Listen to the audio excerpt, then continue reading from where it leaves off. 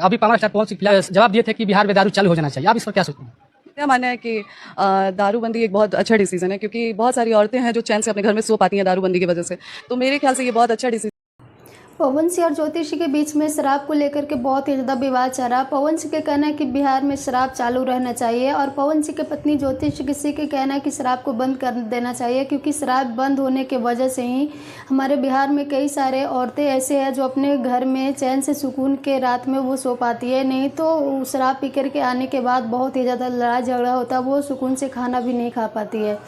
नमस्कार दोस्तों, Radhe Radhe. I hope आप सब लोग अच्छे होंगे, मस्त होंगे, स्वस्थ होंगे। अगर चैनल पर नया है तो चैनल सब्सक्राइब करके एक प्यारा सा लाइक में ज़रूर करें।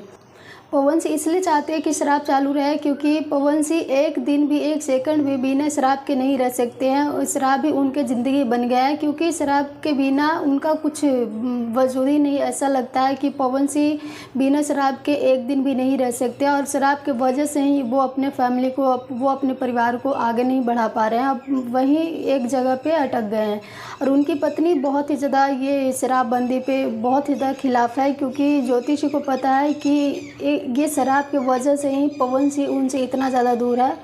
अगर शराब नहीं पिए होते पवन सिंह तो आज भी ज्योति सिंह और पवन सिंह दोनों एक साथ हुए होते। कई सारे ऐसे घर में शराब की वजह से ही फैमिली टूट जाता है और पवन सिंह शराब की वजह से ही वो बिहार में शूटिंग नहीं करते, वो लखनऊ में जा कर के शूटिंग करते हैं। खेसारी भाई भी कई बार पवन सिंह के मजाक उड़ाए, कई बार मना किए कि इतना ज़्यादा शराब नहीं पीना चाहिए, क्योंकि वो शराब पीने के बाद उनके साथ स्टेज पे कौन हीरोइन क्या करती है उनको कुछ समझ नहीं आता है। वो बोलने के बाद बात पता चलता है कि पवन सिंह क्या क्या बोले हैं।